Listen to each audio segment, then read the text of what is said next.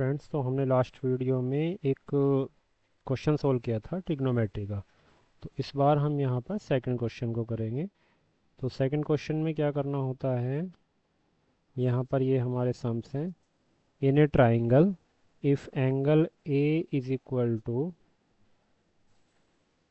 30 degree and hypotenuse is 10 centimetre, find the length of the side opposite to angle A. तो एंगलों के opposite side कौन सी होगी? Perpendicular. तो एक डायग्राम बना लेते हैं और फिर इसको सॉल्व करते हैं।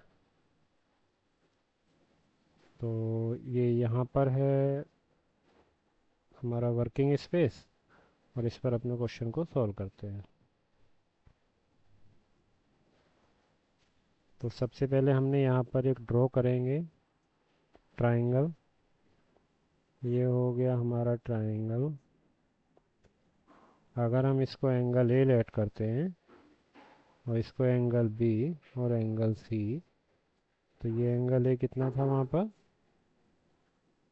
30 degree.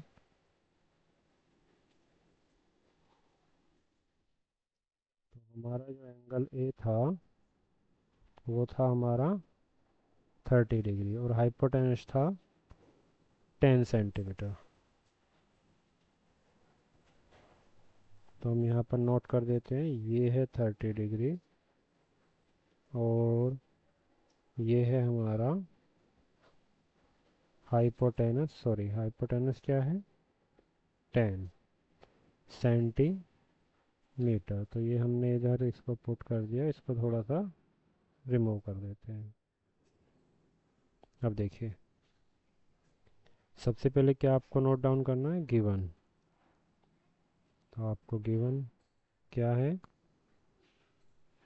Angle A is equal to 30 degree और A C is equal to 10 centimetre. Find क्या करना है? तो फाइंड हमें करना है opposite of angle A, means B C. तो अब हम यहाँ पर क्या करेंगे? परपेंडिकुलर और हाइपोटेनस वो किस ट्रिग्नोमेट्री रेशियो में आता है? या तो हम साइन यूज़ कर सकते हैं या फिर हम कोस यूज़ करते हैं। तो साइन सॉरी कोसेक यूज़ कर सकते हैं। तो sine A is equal to perpendicular upon hypotenuse. तो हमारा परपेंडिकुलर क्या है? बी सी, और हाइपोटेनस क्या है? ए सी। तो बी सी हमें फाइंड करना है और ए सी हमें गिवन है 10, और एंगल ए कितना गिवन है? 30 डिग्री। तो ये साइन 30 इज इक्वल टू हो गया बी सी अपॉन 10। तो साइन 30 की वैल्यू क्या होती है? 1/2। 1/2 is equal to B C upon 10। बाकी हम यहाँ पर सॉल्व करते हैं।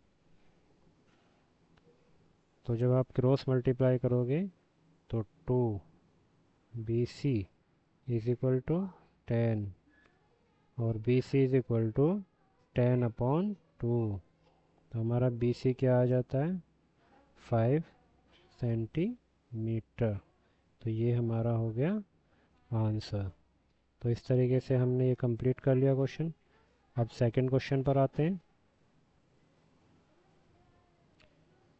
सेकंड क्वेश्चन देखिए क्या है। तो हमारा सेकंड क्वेश्चन हो गया सॉल्व। अब सॉरी थर्ड पर आते हैं। If sine A is equal to 3/5, find the value of cos and tan A. तो हमें क्या करना होगा? तो हम यहाँ पर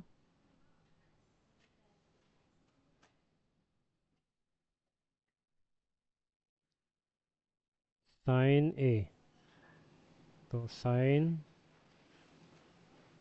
ए इज इक्वल टू क्या है? 3/5।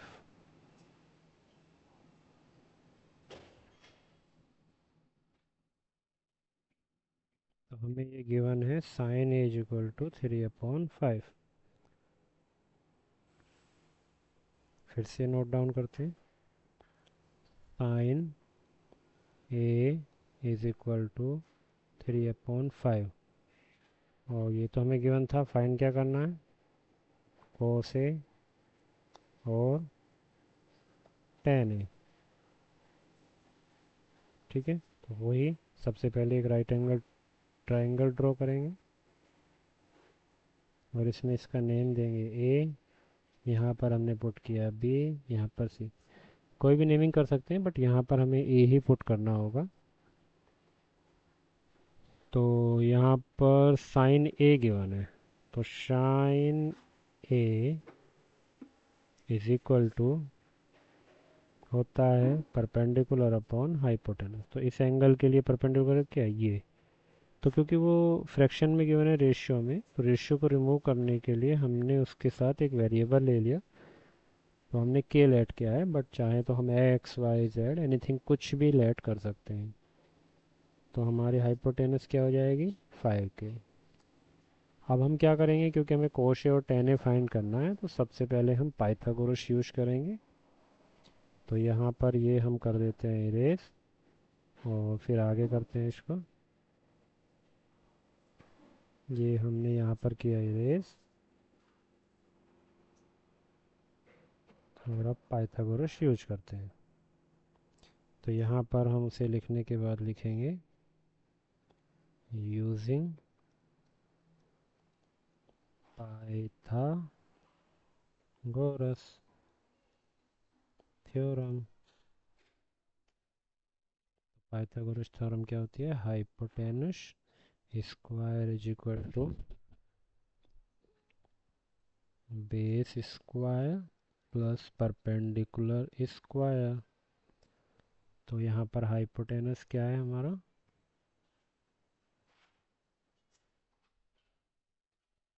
5K, और बेस क्या है, AB, और परपेंडिकुलर क्या है, 3K स्क्वायर। तो ये 25K स्क्वायर हो जाएगा, यहाँ पर ये सेम रहेगा, और ये 9K स्क्वायर हो जाएगा।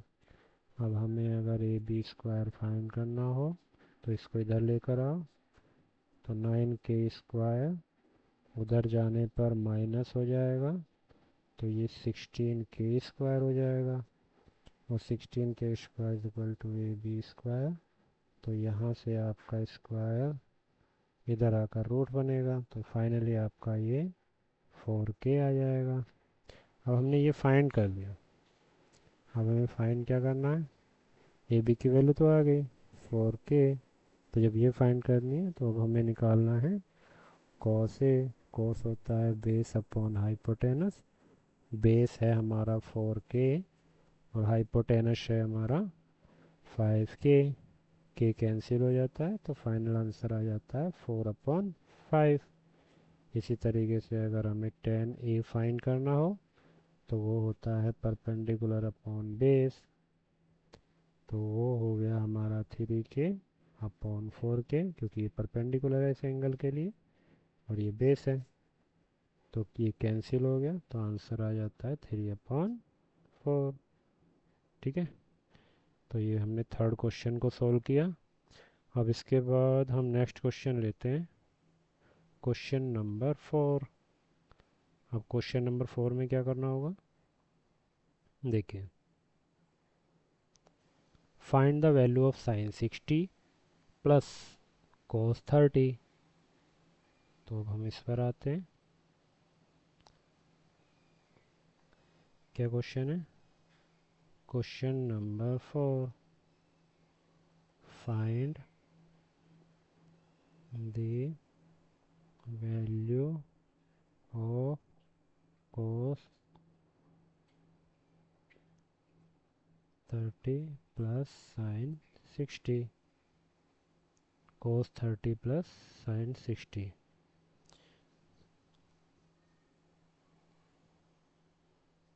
तो ये हमारा, सॉरी, ये कुछ इस तरीके से दिया हुआ है, sin 60 पहले है, और वो तो आप वहाँ पर भी अगर फाइंड करेंगे तो आंसर सेम ही आएगा। cos 30 sin 60 की वैल्यू होती है √3/2, टेबल से हम पुट करेंगे, और cos 30 की वैल्यू भी क्या होती है √3/2। तो ये इस तरीके से हो गया 2√3/2, क्योंकि डिनोमिनेटर सेम है तो √3 और √3 2√3 हो जाएंगे और डिनोमिनेटर इसका ऐसे ही आ जाएगा। अब 2 से 2 कैंसिल, तो फाइनल कितना आ गया, √3। This is your answer. तो ये यहाँ पर आज हमने क्वेश्चन नंबर 4 तक सोल्व किए हैं। नेक्स्ट वीडियो में हम आगे के प्रैक्टिस क्वेश्चन सोल्व करेंगे। Thank you very much.